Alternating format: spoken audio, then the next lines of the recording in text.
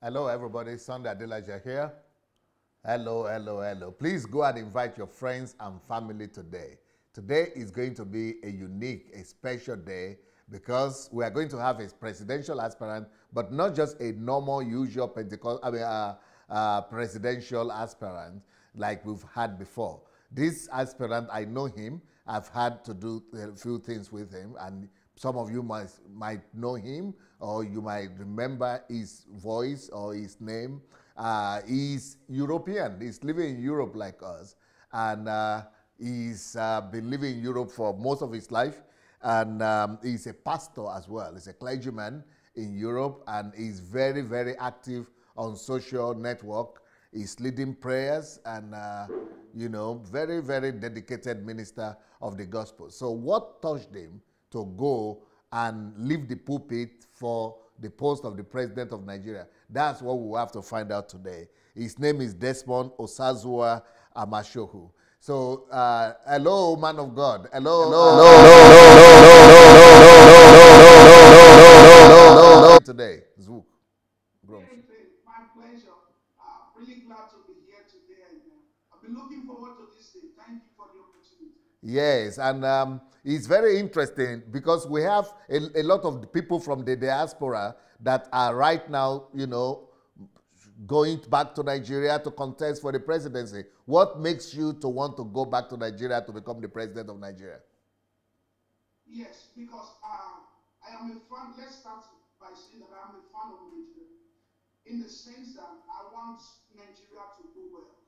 And my heart for Nigeria doing well, I don't think I have seen that heart with any other person. I'm not going there because of the luxury of the country. I want a Nigeria that is fully transformed, that is fully changed. And I think I am a better candidate to do that because we have trusted that in the hands of so many people. We have trusted it in the hands of the intellectuals, the eloquent, the intelligent, the well-read, the professors, and all of that. They have disappointed us. And so I am saying, I am taking it upon myself. I want to serve the Nigerian people. Let's put it this way. And I am saying, I want to serve the people the way they need to be served. They deserve to be served. They deserve to be served. They deserve better. The Nigerian man has suffered enough, and they have suffered a lot. And so somebody needs to stand up and say, no, this suffering is too much. Someone who has a heart for the people. And so I am that person. Just a minute, sir. It's like they are saying that people are not hearing your voice very well. We are going to try to fix the voice here. I wonder what is happening. We'll try to fix the voice, the volume, and I will ask you that question again. But I hope they are hearing me. I think they are hearing me, but they might not be hearing you very well. So we will see what we can do about it now. Everybody that is watching this message, please, will you meanwhile go ahead and share the message? Let's go ahead and share the message while we are trying to fix the volume. Another camera to be another goal of so please go and share the message with your friends and family members, and we will be happy to have you on. So let's see. Is his voice okay now? Hello, Pastor Desmond. Yes, DSA, I'm here. Yeah, I think they are hearing your voice now. So I will ask you the question again. You have lived in Europe most of your life. Yes. Now, if you have lived in Europe most of your life, what is attracting you to Nigeria? Why Nigeria? I mean, is it not most Nigerians are running away from Nigeria? They are running away to leave that country and come to live in Nigeria, in Europe, especially in that country where you live. You live in Italy, and a lot of Nigerians will give up a lot of things to come to Italy where you are living. And you want to leave Italy to go back to Nigeria. What is your motivation on that? Yes, my motivation on that is because, number one, I'm a fan of Nigeria. I'm a fan of Nigeria, and I have seen most parts of the world. And so I want to bring that to Nigeria. I feel that the Nigerian man has suffered enough, and they have suffered a lot because we have entrusted Nigeria in the hands of the intellectuals, in the hands of the professors, in the hand of the eloquent, in the hand of the experts. They have failed us. And so the Nigerian man needs a man that wants to serve them. I am saying that I want to serve the Nigerian people. I want to serve them the way they need to be served. They need a leader that serves them. You see, we have had a type of leadership that the people serves the leader. But if we look at the Holy Book, I won't go there too much, but let me use the word the Holy Book. We were taught that it is the master that serves the people. And so basically, Nigeria needs a president that will serve them. Nigeria needs a president that will transform the nation. They have suffered a lot. Nigerian people does not need to run out of the country to live good. Nigerians does not need to cross the Red Sea or cross the Sahara Desert or whatever, or cross the Mediterranean Sea to live good. I mean, like, Nigerians must not leave their country to see 24 hours light on their house. They don't need to leave their country to learn how to walk right. They don't need to leave their country to learn to see the basic amenities of life, like road, water, and all those things, salaries being paid. We can get that done in our country, and we have given our country to the hands of those we thought they can, but they have failed us. I mean, they have failed us. The government we have had since independence have kept the Nigerian man in suffering. Nigerians are all over the world asking for food, all over. Up to Kenya, they are jailing Nigerians in jail. I mean, nations, just name it, the poorest nation in the world. So Nigeria needs a man that has a heart for them. I would say I am a fan of the Nigerian people. I am a fan of Nigeria. So because of that, I'm giving myself to serve Nigeria. The right way, the right way.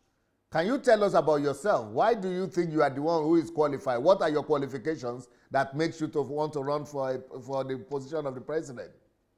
Okay, I will answer that question in two ways. Number one, the reason I feel I'm the one qualified is because of my heart for seeking the right things done the right way.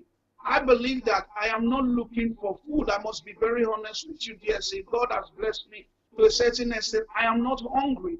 I'm not going to presidency to say, okay, because I am here now, let me begin to acquire wealth to get this. No, no, no. I've already done that in my life. What I'm saying is that I have a heart for the people that I have not seen with any other person. And so I feel I'm the most qualified. I'm not going to play games. I'm not going to. In fact, the type of government we are going to run is going to be a very transparent government to the Nigerian people. That's one. And then two, I believe that Nigeria is a nation that needs a leader like me, who is not a compromiser, who believes that Nigeria must be transformed to a better position in life and in government and in every sector. Yeah, but people would like to know your antecedents. What are your antecedents? Okay. Yeah, my qualifications. I grew up in Europe and I studied. I'm an engineer by profession. I graduated from Università di Reggio Emilia e Modena. Those who are in Italy, they know the university. It's a university of two states that was joined together, Reggio Emilia and Modena. So the university is where I graduated as an engineer. And ever since then, I've worked in various sectors of life. I was a manager in a communication company, one of the biggest communication company in Europe called Leica Mobile. I was a manager there. I think most of the people in London, they use Leica Mobile. They use many people around the world, Italy, Spain, and France and Germany, they use Leica Mobile. I was a manager in that company for many years.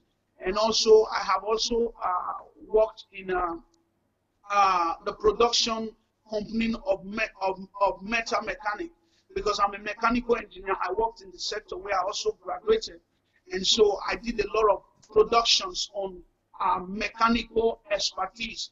Then also, I'm also having a diploma on structuring supermarkets on a very high level, how to run a quality and effective supermarket in the society that could employ a lot of people. So I have all these qualifications, and I have 16 years of working experience. All right. So how do you think that could help you to at the same time, sorry to go to the other, I'm a pastor who also have a ministry. All right. All right. Go on with your question. Yes. How do you think that those experiences will help you to run a country? Yes, it will help a lot because in my every time I was in the position of work, I was on the highest positions, and so being in the highest positions, I met with all kinds of people from around the world. I dealt with people on a very high standard, and so if you're talking about the communication company, let me start from there, where I was a manager. How is it that Nigeria, MTN is not a Nigerian company, yet it's the most used by Nigerians? How come? These are things that I could reinvent in Nigeria. I could transform in Nigeria to say we need a Nigeria telephone company. Why is Nigeria asking MTN to pay billions of naira, whereby, or billions of dollars, whereby Nigeria could start its own? These people use, every Nigerian has 3 cell phones, yet we don't have a telephone. We don't have a telephone company that you could call. This is a Nigerian zone. The ones they have are not functioning right.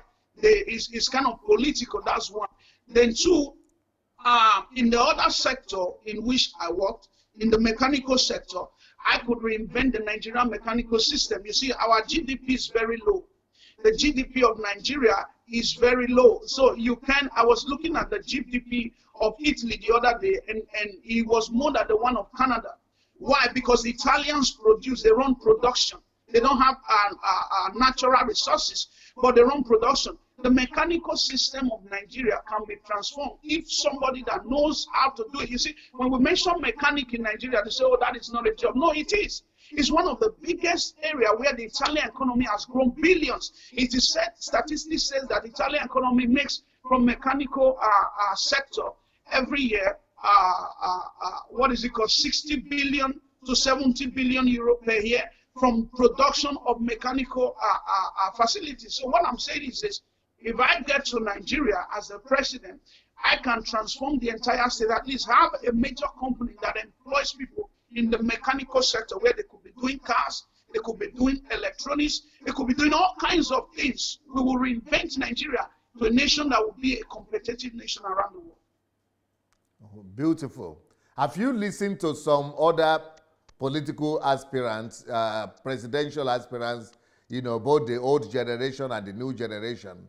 How will you clarify, or what will your comments be about the other aspirants that are coming up, and what is your place there? Why do you still feel all these people, maybe they are not good enough, or what will make you to be better than them? Yes, I was in Switzerland and I went for a meeting. It was not a presidential meeting. I went for a meeting and I was opportune to meet some of the elites of Switzerland. And one of them is, I think, the richest man in Switzerland. His name is Ernesto Bettarelli. Ernesto Bettarelli. After the meeting, I was just listening to everybody, listening to the big names of how they could run their nation and all of that. And so after the meeting, I was going out, and then we met at the door, very humble man. And then he said to me, young man, you are the only black man here. I said, yes. And he said, what will you think for your country, Nigeria? You heard us discuss, you heard us say how we could run Europe and the country. I think you are full of ideas already on how you could run a nation. So I began to explain to him. What I'm saying is that I am the best candidate in this race. The reason I'm saying is many of these other candidates, we have one of the candidates talking about bringing wheat to Nigeria. And he's one of the most popular among the candidates. No, he didn't say bringing in. He said Nigeria should be exporting. Yeah, but he also said they should also, every Nigerian should smoke weed. Because he started smoking weed from a childhood. Like, seriously, a man running for president. No. Like, he said he never smoked weed before. And he said he's not saying Nigerians should smoke it, but he's saying Nigeria should be exporting it. Okay, exporting it. Even at that, that is not the best to give from a government that is coming up. It's not weed or drugs, number one. Then number two, most of the other candidates are running on lobby. They are lobbying, trying to, they form the group now called PACs. Whatever I did, when they told me about it, I said it won't work because number one, most of the people there have a divided ideas. One, number two, most of the candidates they are looking for political lobby. Their vision is to end as a minister. After 2019, you are going to see most of these guys who are calling for presidency now, looking for a position of minister. But that is not what I really want to do. I am the most qualified because I have what it takes to rule the country. Number one. Number two, I don't compromise. Number three, I'm not looking for political lobby. Number four, if the vision is to become the president, it doesn't matter whether in 2019 we have achieved it. We will continue until we get that done because Nigeria must be transformed. Some of the guys that I saw on the political race are all lobbying for one area or the other. I hear some of the things they are doing. They are lobbying here and there. That is not how to transform a nation. Some of the best book I have read is also those of DSA. Is not lobbying to transform a nation. You take the bull by the horn, you run it, whether this big man accepted you or this big man did not accept you. You run it till you get your picture. No, we want Nigeria transformed. And that is what we are doing. The other guys, I see them after 2019. Many of them is going to switch off. Some will fade off. Some will be looking for one appointee or the other. But we will continue in this race. That will make the difference between us and them. You said you are the best man running. Yes. Is it just because you don't compromise? No, it's not just because I don't compromise, because I will keep to the plans we said we would do. I will keep to the plans we said we would do. If we, listen, I'm not into making millions of promises like most of these guys are doing. No, that is not even coming out to say you will give the youth corpers 100,000. We saw it 4 years ago with Buhari. He promised the youth corpers 5,000. He didn't fulfill it. Yes. So if you are coming out to say that is not where we have to start from. My aim is to transform the Nigeria. And when I look at these guys, I've heard all of them, I've listened to them, they are talking all out of point. And with time, I'm going to prove that. My aim is to transform the Nigerian. We have a very simple agenda. We have a very simple agenda. It's not much. We are on target to achieve 4 things within 4 years. That we will do for the Nigerian basic amenities. That's what we are calling for, basic amenities. Let's get those things done. So that makes me the best man on it. If there was a better person than me, I tell you, I will not be running. But because I see that there was no better person, and we are going, the people are going to hear, so in fact, the world will hear so much about us in the next few months. So it's not as if we are just on the low. No, we are really coming out to say, look, this is the best place to be. And by we working hard together, we'll get the presidency and get Nigeria transformed. What are those 4-point agenda you have? Yes, the 4-point agenda, they are very simple. It's the basic amenities in Nigeria. We are not promising major things. We are promising the basic amenities. Number one is the light, energy, power. We are going to deal on it. Why is it that Nigerians don't have light? I was talking with Channels the other day. They brought an expert, and the expert was explaining that Nigerians will never have light. I said, what? How do you mean Nigerians will never have light? Number one, I said, why is it that Nigerians will not have light? They said because there are too many cases in court of past administrations. There are people who made investments on light sector in Nigeria, on the energy sector, the power sector. These people, we are not paid the dividends that the judges made or the declarations the judges made. There are too many cases in court concerning the light issue. So Nigerians will never have light. I said that is a mind-blowing statement. Like there's a president sitting on power, and the experts of Nigerian light are saying Nigeria will never have light. So we are going to start on this. Let's resolve the issues in court concerning the power sector. I will appear in court. I want to see the issues in court concerning the power sector. Bring all of them. Who are the people the Nigerian government need to settle? If they were right and the judge rightly give them their right, let's settle them. The Nigerian man needs to move on. They can't be living in darkness because somebody made an investment somewhere and in the country that didn't work. For example, Ondo State, I made the alarm the other day, has been in darkness for 10 years. Ondo State has been in darkness for 10 years. And we have had governments passing transition. We have had government like a whole state in the world that we live in Africa, in West Africa, in Nigeria, in the world that we live in, has not had light for 10 years. They have been using generator. I live in Europe all my life. You hardly see a generator with a white man. Quote me anywhere, any day. Most of the white people don't even know what is a generator. They don't know what is a transformer. So, but in Africa, they have made it look at generator is killing people. Generator is doing all kinds of rubbish to people. making noises everywhere. So we will start with the basic amenities. Number one is the light. We are going to, because 80%, I did a study on 80% of the Italian revenue comes from the light, comes from the power sector. How? The hospitals are light up, the schools are light up, the companies are light up, everywhere is light up, the light street. People can invest here because there is light. People can invest. I was in the flight in 2013. I visited Nigeria. I was coming back to Europe. There was a man seated close to me. He's from India.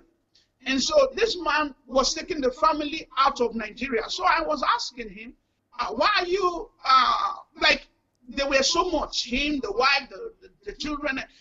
Where are you all going? Are you going on holidays? We were seated very close so we could interact. The man said, no, he's taking the family out of Nigeria. That he's a billionaire, that he can no longer invest in Nigeria. The problem with Nigeria is there is no light. He can no longer invest in Nigeria. And the problem in Nigeria is that there is no light. So he made investment in Nigeria. He's pulling the investment out. He brought the children and wife before because they cannot keep spending so much money on light. If Nigeria can settle the light issue, then the country will go forward very well. So we'll start with energy power sector. That is a fundamental. But the thing you are saying now about light, everybody else is talking the same thing now. Are you not saying the same thing everybody is saying? Yeah, but they will not do it. They will not. You see, the difference between me and them is that they will not do it. They are doing it for political agenda. I will really do it, and I mean it. We will get the light system in Nigeria working. The people need light. Nigeria cannot be living in darkness. They don't have to travel to Europe to see constant light 24 hours. That's for that. Then secondly, we'll go on the roads. We are not promising heaven and earth. We are promising basic amenities. And that we will focus on in the first 4 years. We'll go on roads. On roads, the roads are bad. Nigerians, you take a good car to Nigeria, and this is a car that you drive in Europe, is very nice. Take it to Nigeria, the car will be destroyed because of roads. You begin to go from a mechanical shop to the other. We are not just doing major roads. You see, this is the difference between us. We are not doing major roads. We are doing avenues. We are doing lanes. Like Operation Tie Nigeria. That means Operation Tie Nigeria means every corner of Nigeria will be tied just as Europe. And we will bring that to achievement. It will be a shock on the eyes that see it. But we will do that majorly on that country. That is number two. The roads must be tied. Every road, not some part, not because the president of France is coming and then Macron is coming, we'll go and tie some road. No, we do every road. It's an Operation Tie Nigeria. We are the one bringing it up. The roads, the avenue, up to the villages, we can do it. It's possible. In fact, one of our slogans is we can do it. And then no, but where you will get the money? Where will you get the money to do that from? They don't even have the money to tie the road. Talk less of tying all the country to the village. Okay, good. Very simple. The reason there is no money, they say that is because why are they not signing the budget? Now, today we are in the 15th day of September. Nigeria budget has not been signed. How do you pay the people? How do you expect money to flow in the society? Why would the people not be poor? We have the president and the Senate president arguing over budget. That we will end. 1st of January, the budget must be signed. We are going to put our budget on everything. The budget must be signed. As the Nigerians are celebrating Happy New Year, they will be hearing the next on the 2nd the newspaper, Nigerian budget has been signed. We are going to cut up all this give me in the budget and give out in the budget. We'll cut it off. From the budget, we'll take care of the roads. There must be a budget for the road every year. The Europeans are doing it. And then another thing we will add to it is maintenance. There is no maintenance in Nigeria. You see, when they say that they are running a budget in Nigeria, it is not, there is no budget for maintenance. Maintenance employs more than 60% of workers in every country. Maintenance, those cleaning roads, they are doing maintenance. Those are restructuring a house, it's all maintenance. Those cleaning the company, these are maintenance. Maintenance is another place where you can employ a lot of people. But what they do, they just run the budget. We have done the street light. We have done a road. What about in 3 years then the roads are destroyed? The lights, the street light is destroyed because no maintenance. This we will do and everything will be functioning. That's the second one. The third one is that we are going to put a serious control on water. Put a serious, because if you want to poison the Nigerian man, it's very easy. DSA, when you arrive at the airport of Nigeria, there are more than 50 people that will come to you with sachet water. different kinds of water. Like, it's amazing. Different these waters, anybody could go and just get a permission from anywhere and write it and said, oh, I am now a company of water. And so different kinds of water in Nigeria. It is not done like that in the Western world. Every water must be controlled, must be checked. We'll make sure that the Nigerian man knows what they are drinking. If somebody wants to poison the Nigerian people from anywhere, it's very easy. Get a sachet, go to the top of your house, put water in it, seal it, and sell it on the street. They will buy and drink. That should come to an end. There is no control for the life of the Nigerian man. And then 4, we get into creating jobs and salaries. Creating jobs and salaries. Salaries must be paid. The Nigerian man must not labor year by year. In Osun State, they have not paid them salary for, I've told it's up to 24 months now. I was even saying it's 18 months, but they just said it's 24 months. What are the politicians doing?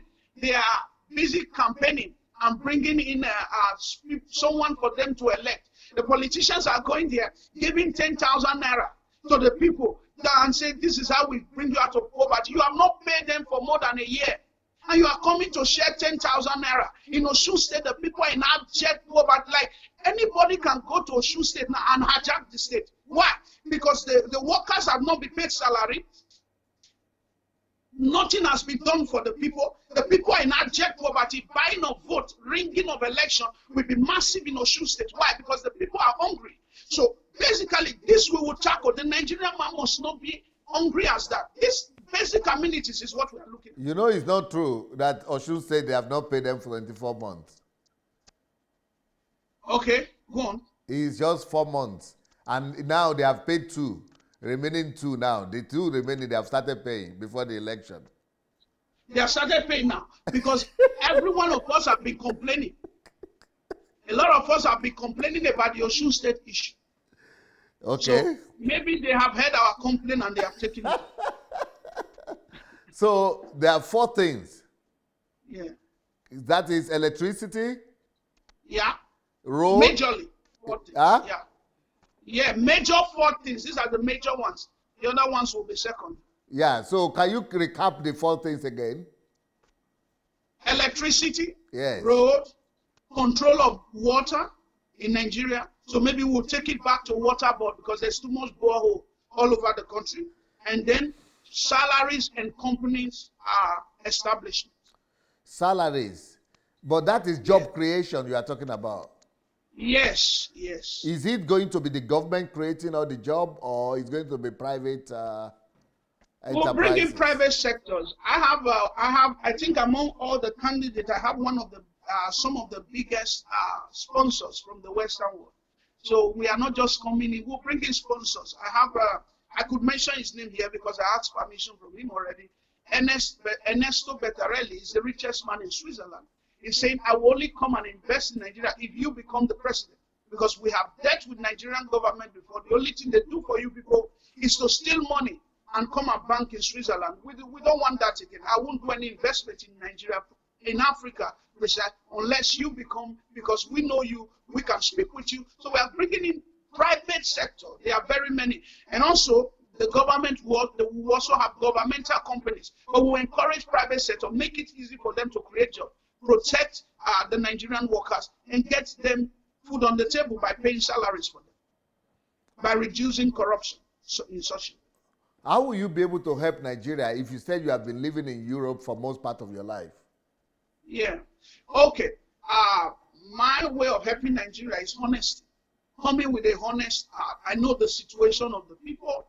I know what they are going through. I know the country is not the best place. In fact, Nigeria is on decadence. Nigeria is in decadence right now. That is one of our, saving Nigeria from decadence is one of our ways. So one of the ways I could help Nigeria is I'm coming in as a hurricane heavyweight.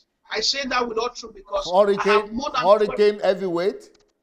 Yes, because I'm saying that is my own terminology because I have more than 12 major investors in Europe who have said to me, if you are ready for the presidency, I don't want to use financial heavyweight, but I could say it that way because they have said, if you are ready for the presidency, we will start by helping the Nigerian people. We'll go to the villages, we'll get schools. There are a lot of schools that are bad. We'll get schools done. We'll do it on our expenses. We'll get roads done on our expenses. Just take permission from the government. Tell them we want to do this school. We want to do this road. Then we will get, if there are people that have not been paid salaries, we can go to the company or tell the government we want to help them for a while until the company is restructured. There are so many things we are planning on doing in Nigeria. A few of them I just mentioned, but our aim is to help the Nigerian people. So, but you have not lived in Nigeria for more than 20 years or so. Yeah. So how will you be able to fix the situation when you are not familiar with the situation? Yeah, but I've been visiting. So I've been visiting Nigeria for a while, and I know one or two people there. Is honest, like I said, I will go with a honest heart. Tell them this is what we want to do. And so we begin to go to all the cities, go to the villages, I'm not just talking of cities alone, but the villages. There are remote areas in Nigeria that nobody goes to. We'll begin to go there and begin to see what is their needs. And from there, we'll begin to put everything in order. We can. If you are elected, you stay there for 2 terms. What is your dream by the end of your term in the next 10 years? What would be your dream of a new Nigeria? How do you see Nigeria, a transformed Nigeria? Yes, my dream is to see a happy Nigeria. Now, happy in the sense of fulfilled Nigeria. In the sense of, I want to see a Nigeria with constant light, 24 hours. Not for 2 sections, not for 2 years, not for 4 years. I want to see a Nigeria that even after me, there will be a structure that will give the people light forever. That's one. That is what I want to see. Number 2, I want to see the whole nation tied down, like tied. Not some parts there is road. You have to go to maybe some Ikorodu, there is no road. You go to Ikeja, there is road. No, we don't want that anymore. We want all the road tied, everything done the way it has to be. A working Nigeria, a Nigeria that is functioning, a Nigerian that is alive, a Nigeria that don't have to beg, that don't have to leave the country or travel through the sea to have basic amenities, a Nigeria that works. These are the things I want to really do, and then also create a system that workers are paid salaries. Workers must be paid salaries. It's alarming Nigeria that a governor will be sitting and then the workers are not paid salaries. How would they eat? You are encouraging criminal. You are encouraging robbery. You are encouraging corruption. How would Nigerians are not paid? And we will upgrade the minimum wage, because the way it is right now is too low. Yeah. Now you are talking right now from Europe. And the campaign session is already started. A lot of people have moved back to Nigeria. You know, other aspirants like you are already having their offices in Nigeria. They're already, you know, they have hit the ground running. How can you plan to run for presidency when you are still in Europe here? Okay, in October, we are visiting Nigeria in October, number 1, and then we will start up a major. Like that's why I said I'm coming like a hurricane. It's going to blow like heavyweight hurricane. We are starting a major campaign. What we have been doing is awareness. So we are starting a major campaign in October in the entire Nigeria. It's going to be mind-blowing. We are going to go into every cities, every street. We have people on ground. We are already working with people, youths who are willing to work with us, every nook and corner of the country, telling the people this is where you should be.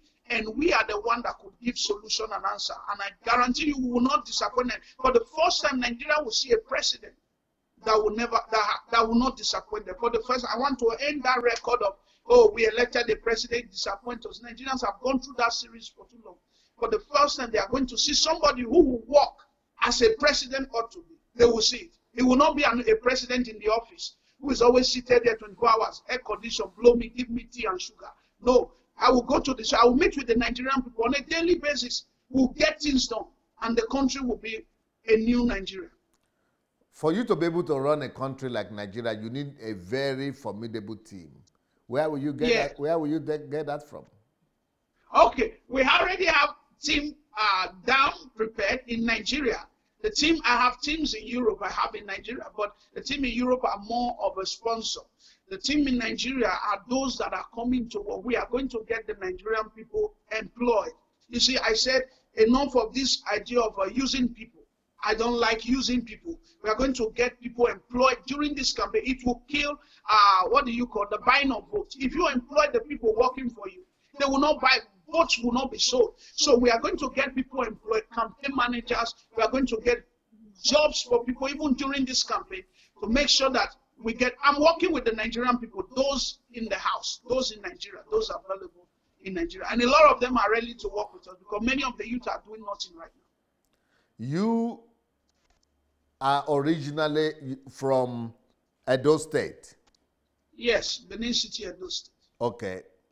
Do you know that most of the problem we have in Nigeria now is connected with Edo State, especially with the diaspora and the girls doing prostitution? They said 80% of the, or 90% of the people doing prostitution, especially in Italy, are from Edo State. And even 75% of those people crossing through Libya and people being held in Libya are also from Edo State. And you are based in Italy. What, you know, is a good place for you to be able to resolve that problem. What have you done in that regard? Yes, I have spoken several times. I've been privileged to speak in the Italian city parliament. I've spoken several times with the mayors because here they have mayors. They call them sindaco.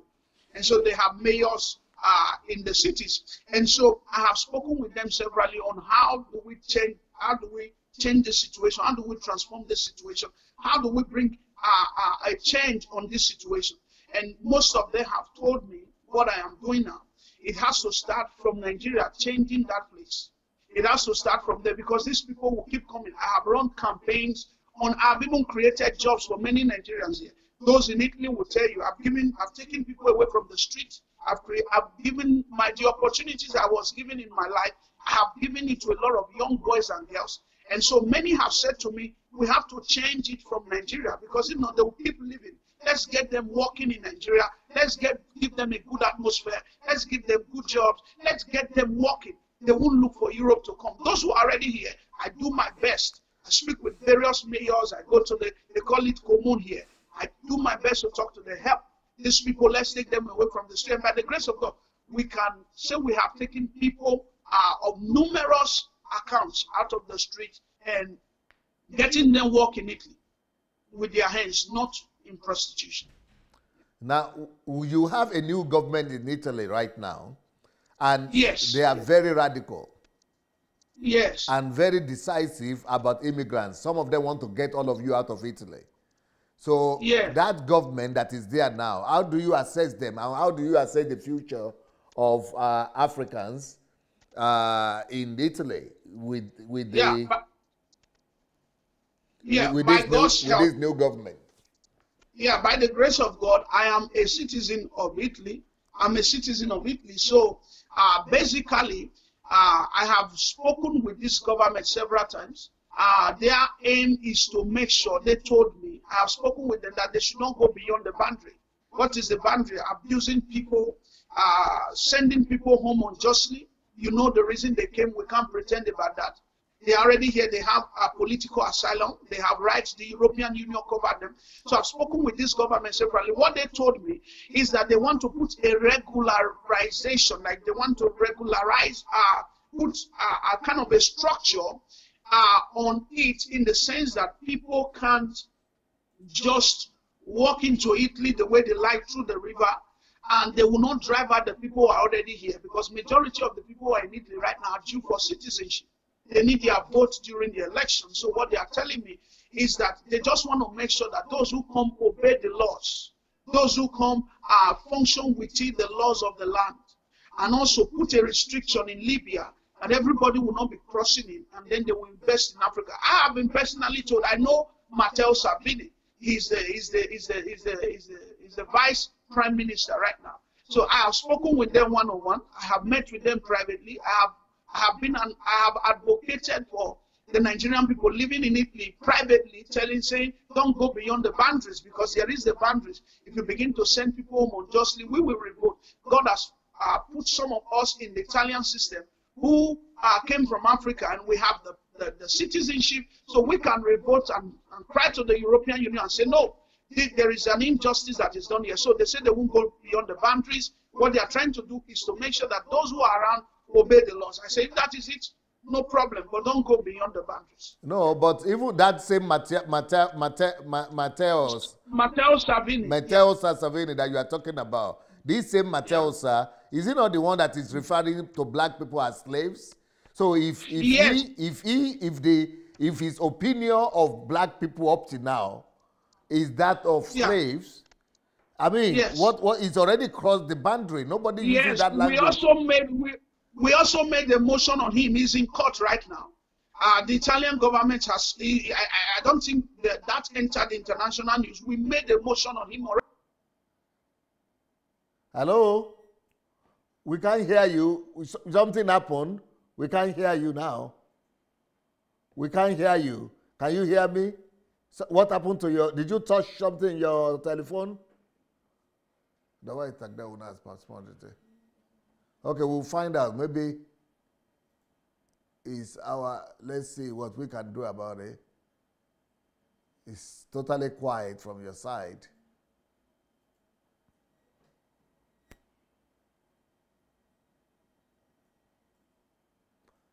Well, while we are trying to fix the volume for Reverend Desmond, I would like everybody that is watching to go and share this message. Please go and share. Send the message to your friends and family members. And, you know, let's go and, okay, we'll call him back. We'll call him back. Let's go and share the message and see. Maybe, you know, there might be some people who might want to join the campaign of Pastor Desmond to become the Nigerian president. But I still have a lot of questions for him. I hope you can get him back. I have a lot of questions for him. We have a lot of questions for him, and yeah, you know, it is very interesting. It's like everybody now wants to become the president of Nigeria. It is challenging, you know, but we'll see where they get to and how they perform, how far they will go.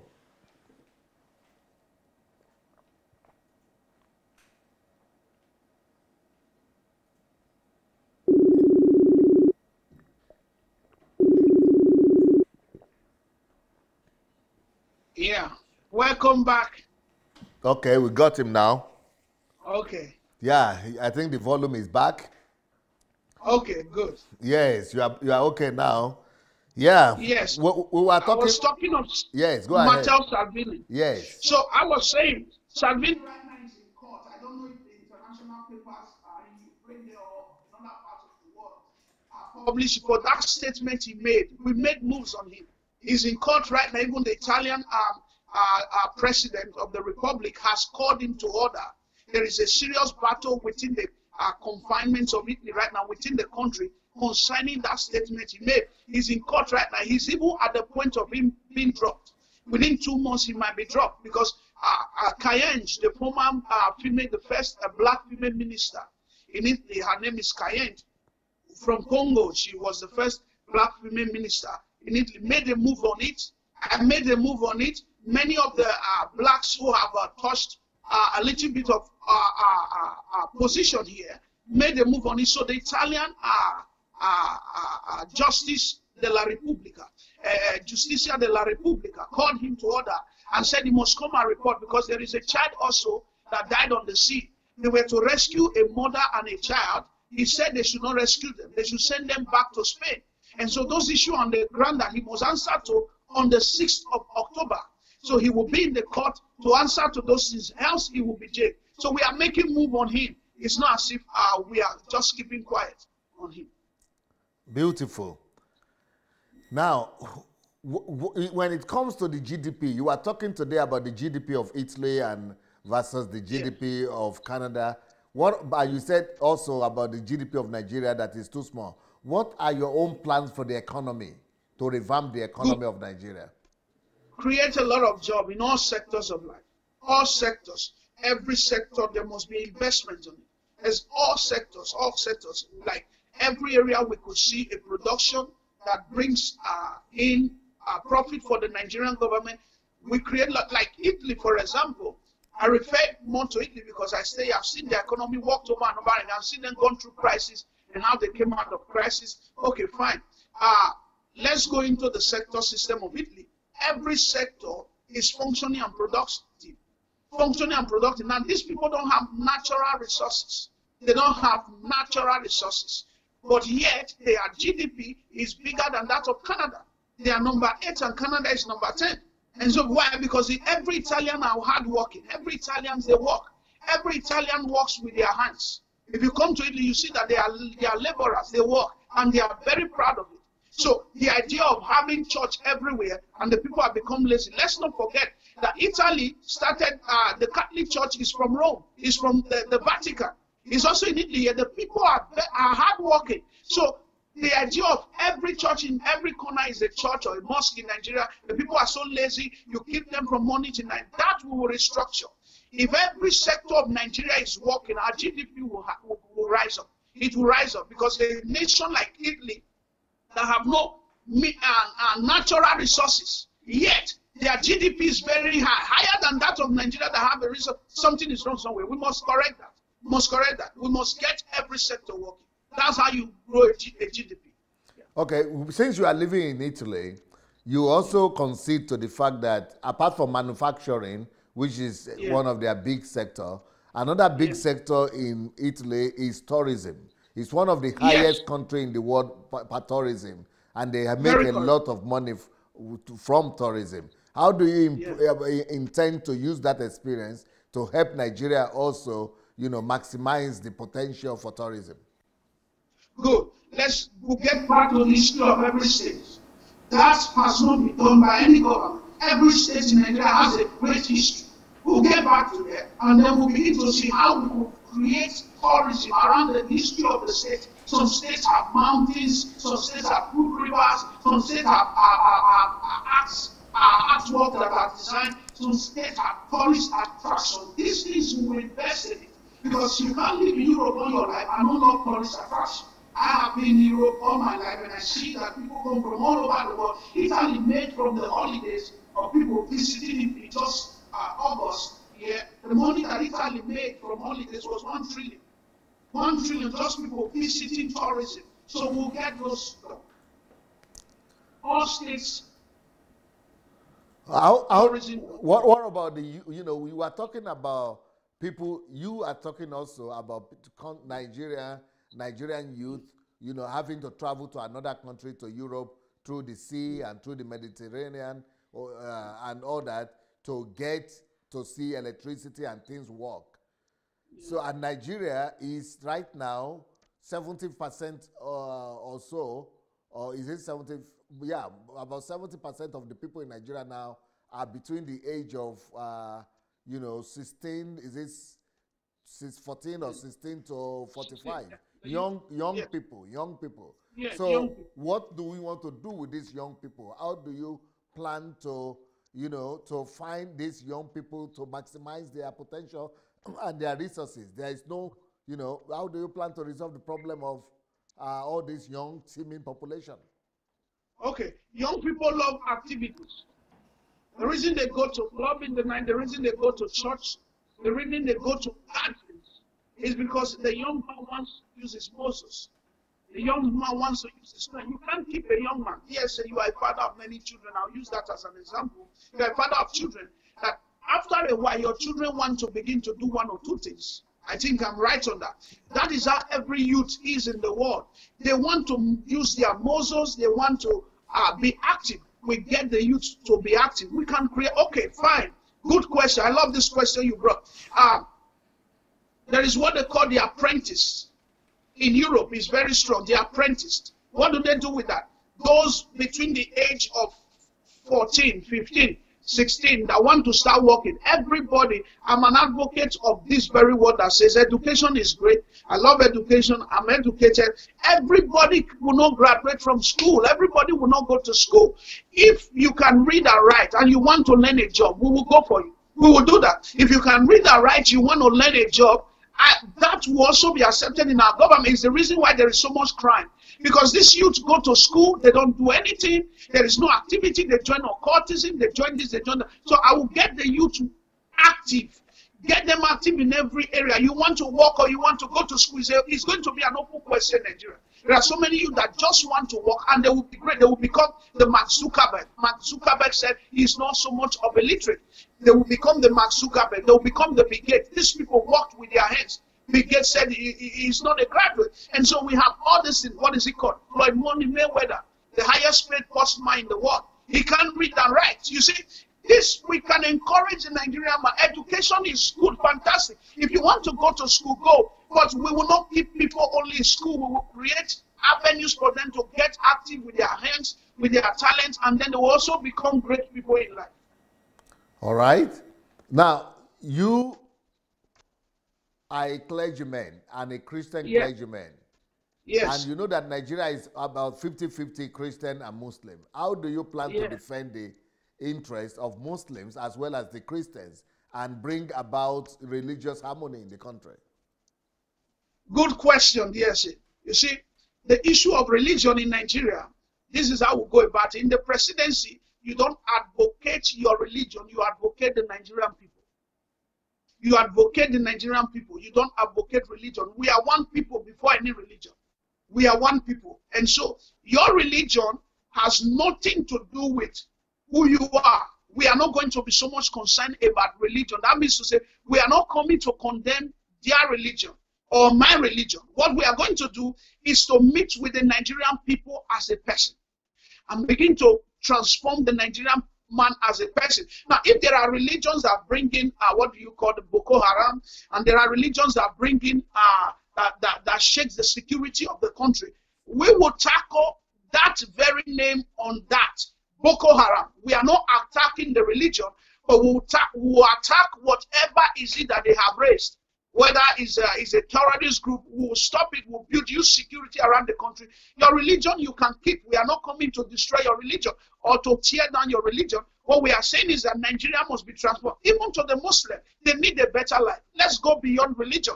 It's one of my slogans. Let us go beyond religion. Let's get the better life for the Nigerian people. In America, they have all kinds of religion there. Muslims are there. Christians are there. Everybody's in America, yet is a working nation. Why? Because they've gone beyond religion. Let's focus on what is on the ground. Let's get the country working.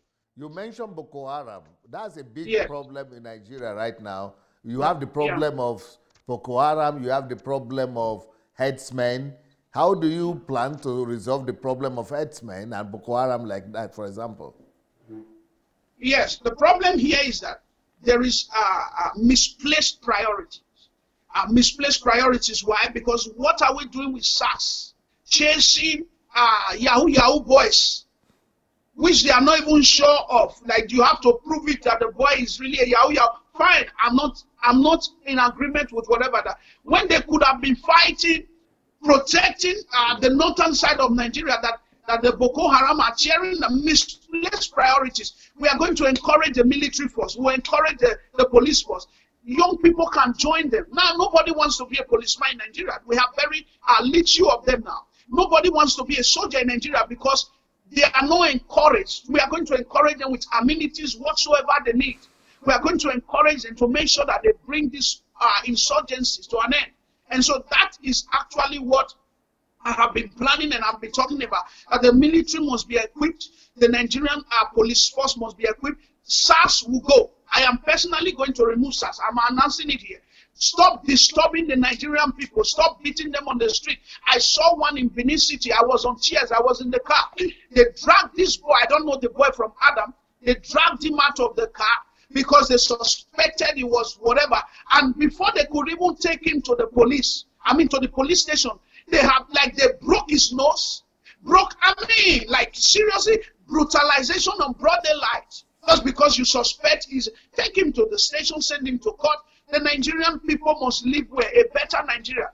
Give them a right to live. They must not suffer in the hands of the police. We're in democracy. Let the soldiers and the police go and fight Boko Haram. Let them go and fight where we need it. That's what I'm trying to No, say. but SARS has been disbanded by the vice president. Yes, but it's not fully disbanded. If you go to Benin, they are still operating. If you go to Benin, they are still operating. If you go to Warri, they are still operating. It's like the message has not been passed down to the lower people, or was it just a political statement just to calm everybody that SARS has been disbanded? It is not. You need to go into Nigeria to see them. They are still on the street. They are everywhere. This operation removing SARS must be done, and we are going to do that very clearly on a broad daylight. The Nigerian man must walk freely on the street with a clean heart. There are white people who are doing evil in their country as well. They don't harass them on the street. There are Italian mafias. They don't allow them on the street. You go and prove them in court. Go and bring your evidence. If these people are really doing it, then you persecute them. Let the Nigerian man breathe. They are suffering too much. But I asked the question about the herdsmen. How do you plan to resolve the herdsmen situation and the Boko Haram situation? The herdsmen we have had several issues that they have known from Nigeria. Where are they from? I will get to the origin. How did the herdsmen came about? If we have been told they are not from Nigeria, where are they from? We speak to the country. Where are they from? There is a precedent in the country where they came from. We don't need the cows around the streets anymore. We don't need the herdsmen anymore. Our government is going to be very plain and very outspoken. It's going to be very loud in its words. We will speak with, if they came from Guinea, if they came from Togo, wherever they came from, whether it's Togo, Guinea, or anywhere they came from, we'll meet with the government and build a border. We don't need them in the country anymore. We'll stop them. Let them go wherever else they feel like going. Nigeria must be protected. Well, Italy used to be one of the most corrupt countries in Europe, and they've been able to fight that reputation down. How do you want to resolve the problem of corruption in Nigeria? Good, very good question. I love this question. Now, the corruption structure of Nigeria goes with this. Number one starts from salaries. Mr. Man on the counter collecting extra money from the people, are you paid? If they say they are paid, then they will be fined for taking bribe, because there will be cameras. We're going to put camera everywhere, and the workers are not the one watching the cameras. We are going to train people, experts. We are going to train experts that will be supervising the video camera. If they see anything, they must prove it from the camera. You were collecting money at the airport on the counter while Nigerians are traveling. You were telling them to give you money from the left hand. Are you paid salary? He said yes. If he said no, we pay the salary immediately. Then we know why the man is hungry, and he must prove it that his salary has not been paid for 2-3 months. Immediately we order money, get the salary of this man paid. We'll give him a grace. We don't want to see you take bribe anymore. Cameras are watching everywhere. Look and corner of Nigeria, there will be cameras watching. Number one, we will resolve it. Number two, we'll address it from the presidency. If I allocate a project to somebody, okay, fine. I drove through the road of Enugu. Okay, good question. Yes, I love this question you gave. Now, I drove through the road of Enugu, and they drove me to Enugu because I visited Enugu. I visited the old Delta region. Igbo land. I visited the entire Igbo land. And so they were driving me through this very long road that leads from Benin to Enugu. We passed through Onitsha everywhere. The road is not tied. And so I was wondering, why is the road not tied? So I was asking questions. So they told me that this road has been awarded twice by the government of Goodluck Jonathan, but there was no follow-up. There was no follow-up on it. They just award it and they leave it. They didn't set a body that will go there daily. Now, when you allocate a project, or when you give out a project to a certain state, what you do, you also employ people. That's what we'll do. That will be there in that state. They will not come from Abuja once in a while. No. We will not be calling them and saying, is it ready for commission? Because that's what the Nigerian government has been doing.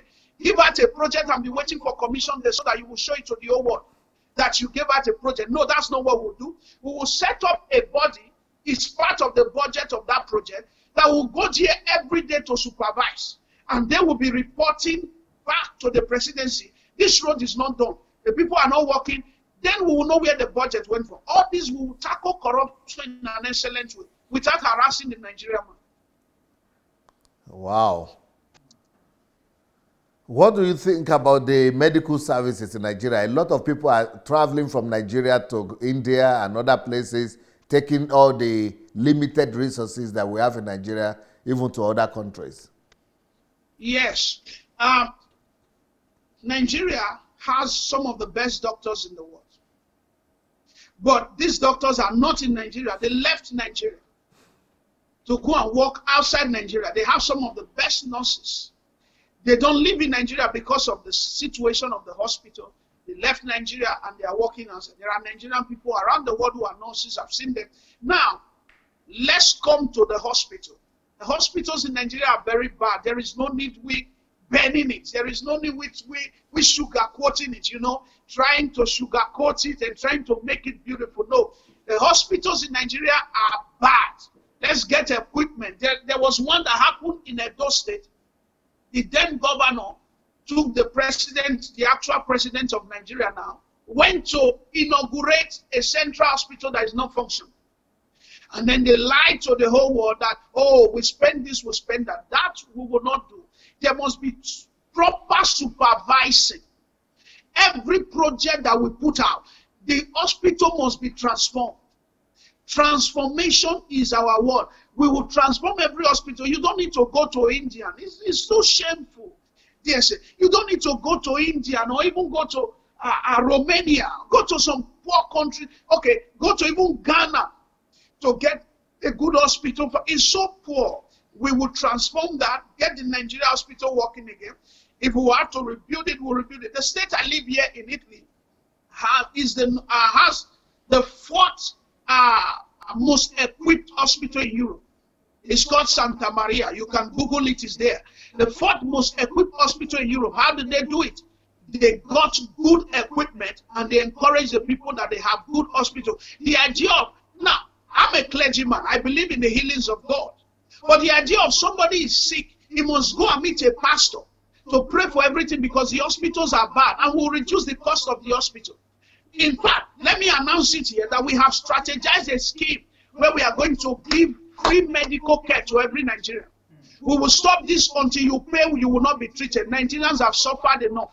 We will be the first to give free medical care to the entire nation. By what we have seen in Europe, in Italy, when you are sick, you don't pay for hospital bills. You don't pay. People travel from all over the world to receive free medical care in Italy. How did they do it? I have the plan. I have the idea. They did it without taxing the people. Today in Italy, everybody, you can go to the hospital right now. The Pope does not need to pray for anybody. Even the Pope goes to the hospital, it's free. It's free of charge. They will not touch, they don't have a right to collect a penny from anybody. We'll bring that to Nigeria and the system will work. What about the educational system? Good. The educational system is what we are going to do. Let's encourage the governmental school. There is too much of private schools. Everybody is building now. It has also given room to churches building schools. Church has nothing to do with schools, even though he wants to enlighten you, enlighten people from your pulpit.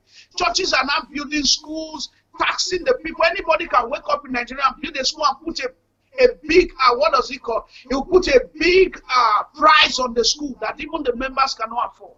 So this, we will cut that down, encourage the governmental education by putting quality equipment, paying workers salary, so that the ordinary man who has no money, that woman that is selling in the market, that has no money to send the child to school, will not go and steal it, to reduce corruption.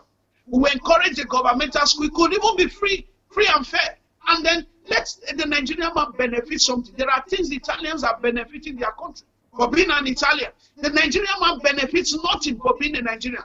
We cannot talk about the oil. We cannot talk about the school. We cannot talk about the hospital. What has the Nigerian man gained for being a Nigerian? Even Nigerian passport, the Nigerian man pays for it.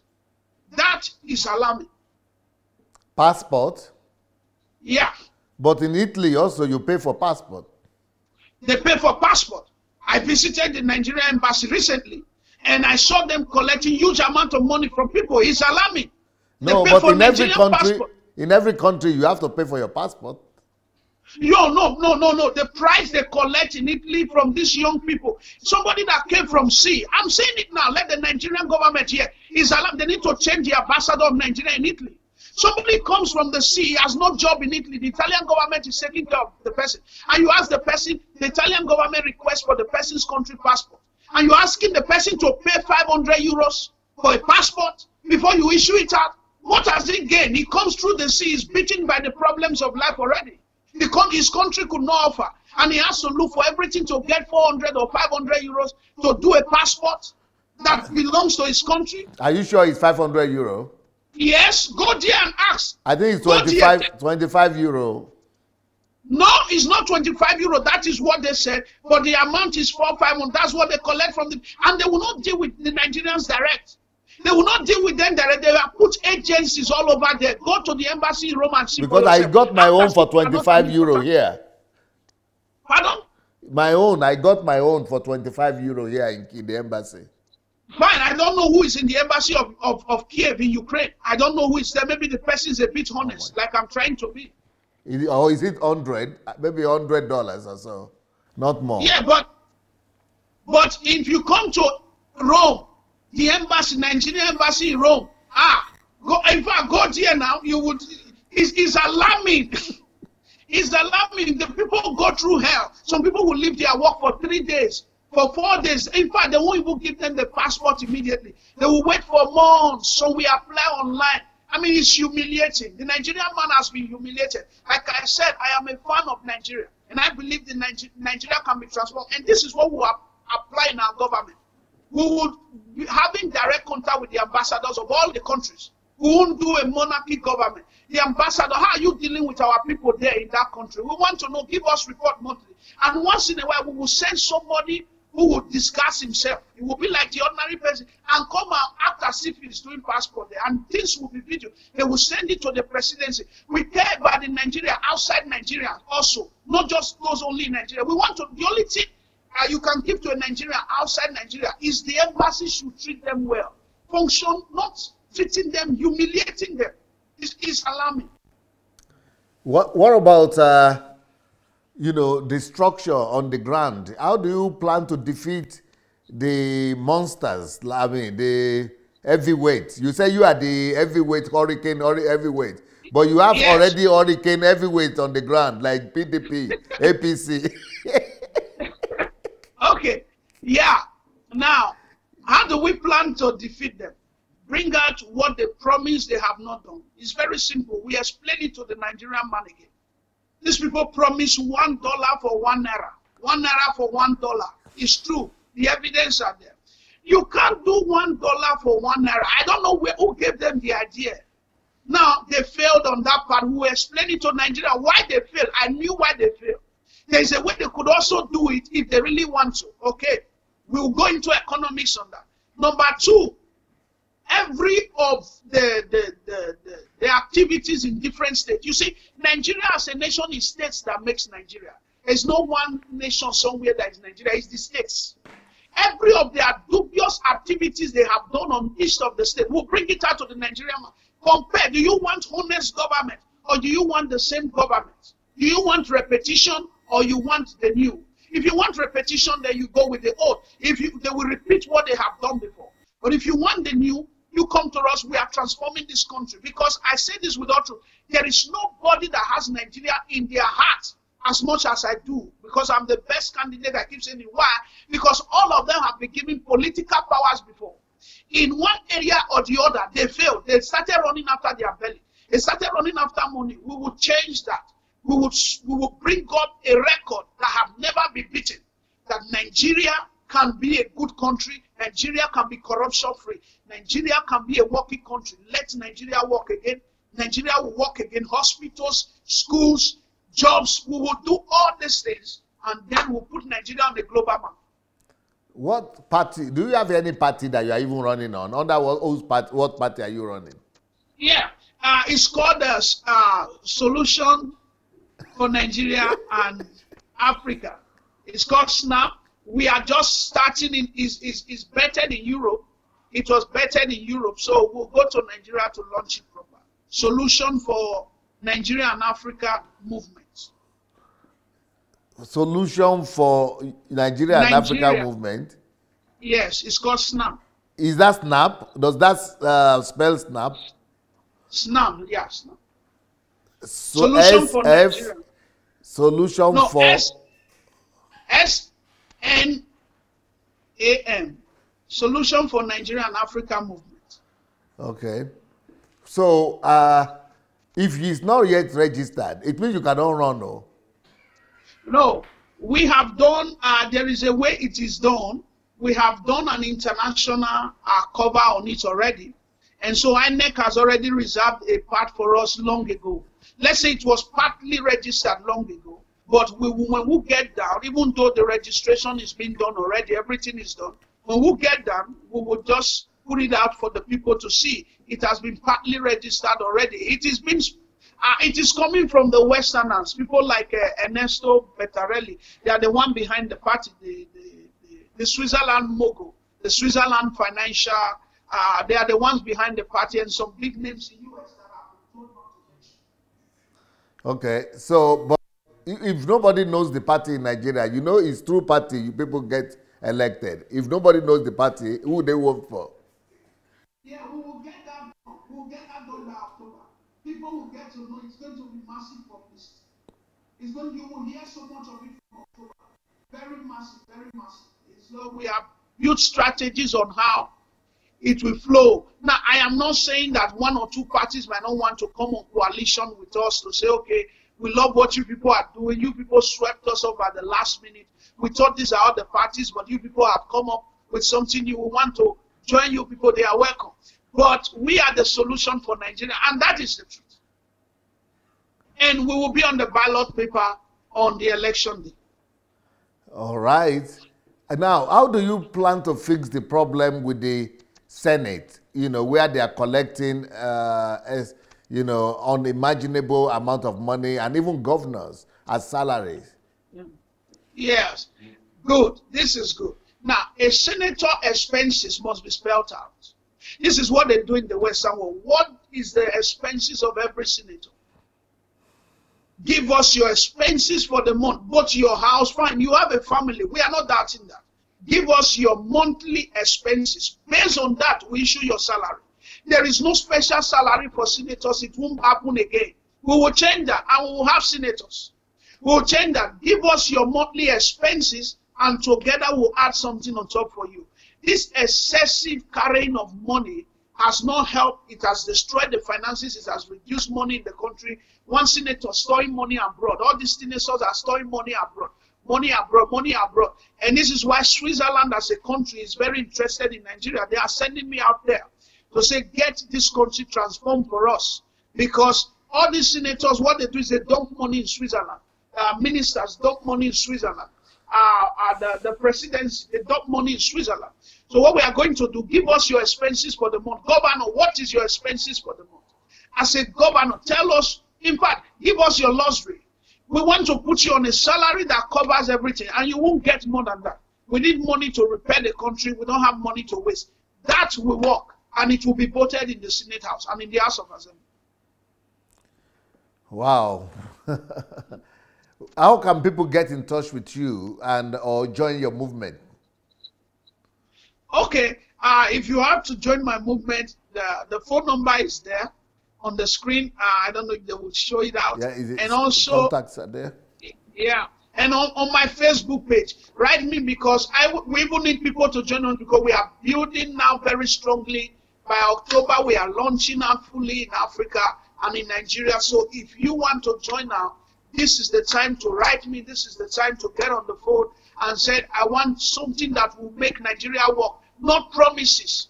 Many are promised. All these new guys you are seeing around DSA, with due respect to whatever the campaign they've done, they are all going to start looking for one position or the other. Maybe minister by 2019, because many of them will fail. They will start looking for one position but we will keep standing. We will keep standing until we get the presidency. We will not compromise. We want Nigeria transformed, and it might even be me and somebody else that will be the only two people running for the entire nation as a young candidate later. Because most of these many guys, they are just looking for a position, something to put in their mouth, because Buhari has destroyed the economy. Nigeria government is down. So they are all looking for where to eat. They want to secure their life. But we will change it and get Nigeria back working. Wow. So you said Nigeria, Buhari has destroyed the economy. Yes.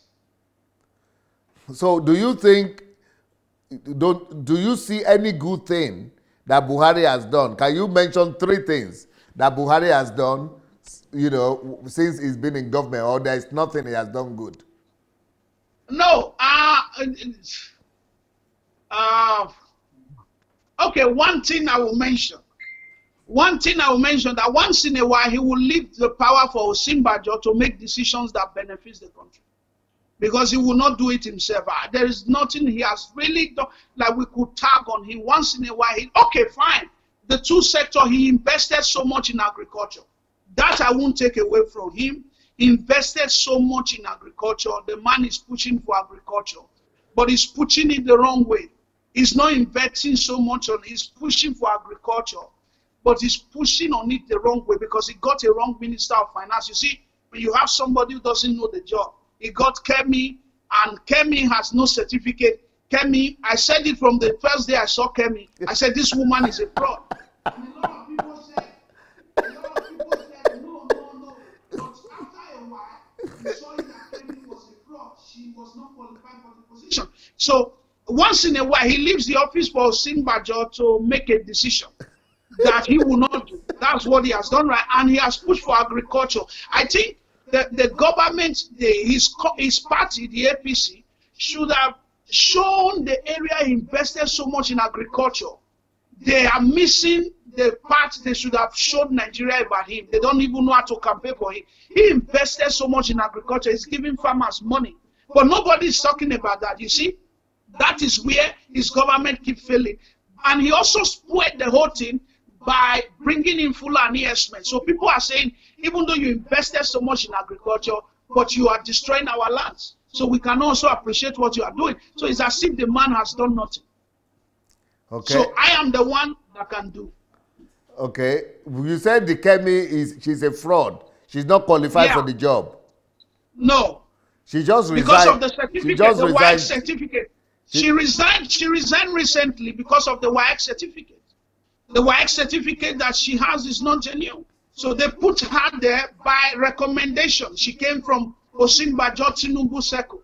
So it was Osinbajo that also removed her and put her in another position because she's from the Tinubu Circle of the part of the government. So they just discovered that her certificate is not working. She's not qualified to be a finance minister. And I said it from the beginning, but only God knows how much money she has succeeded in looting away from the government before they find out that she was not qualified. Must we always go through this ranting? Every time Nigeria must go through a mistake to correct. It is alarming. It's alarming. No, I thought she resigned because of NYC.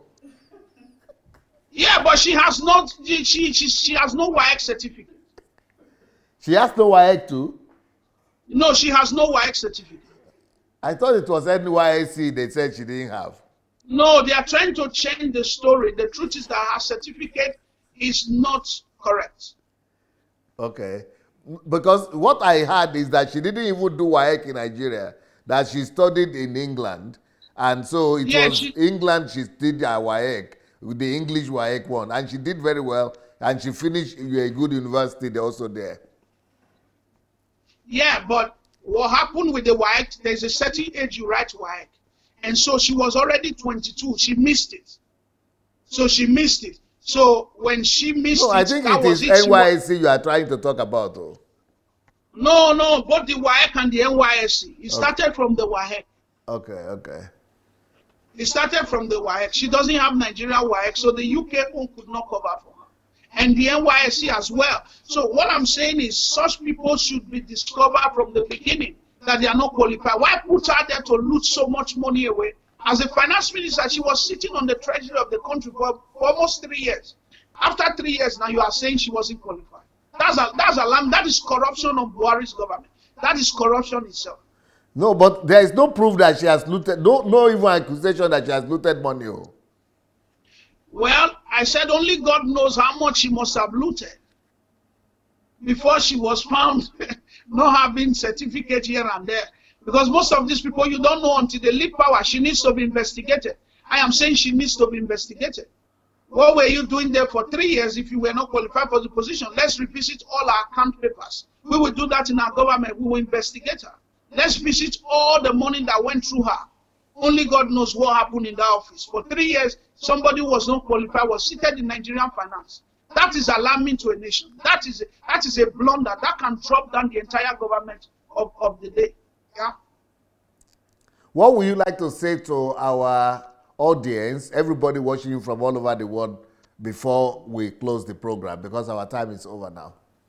Yeah, what I will say is that this is the right man for the job. Listen, the people that are ruling right now cannot change Nigeria. If you go for them in 2019, you will see another 4 years of this same routine of no lights, no good road, no water, buying of sachet water, no hospitals, no stories upon stories. President is sick, traveling abroad to spend holidays. We need a young man that is healthy like myself to do this work. We need an active president. This is the person for Nigeria. We need a man who has a good heart. We need a Nigerian lover. We need a man that loves Nigeria, not the person that wants position. We need a man that is a fan of Nigeria, and I am that person. And I guarantee you, if I be elected the president in 2019, you will see a Nigeria you have never seen before. A new Nigeria will be born. And you say you are the best man out of the people contesting now for the job? Yes, I am the best man because I know I will do the job. Most of those guys will not do it. They will not do it. Many of them, I'm repeating this word here, many of them will start lobbying for a minister. Many will even go down and start looking for one local position to cover up. I will not do that. We will fight to make sure Nigeria transforms. Beautiful. Well, that is the candidate for the position of the President of the Federal Republic of Nigeria. I call him Pastor Desmond, but he's now, the president to be the candidate for the position of the President of Federal Republic of Nigeria. Thank you so much for coming, Pastor Desmond, and wishing you luck in your campaigns. Thank you. I appreciate it. God bless you, sir. Bye.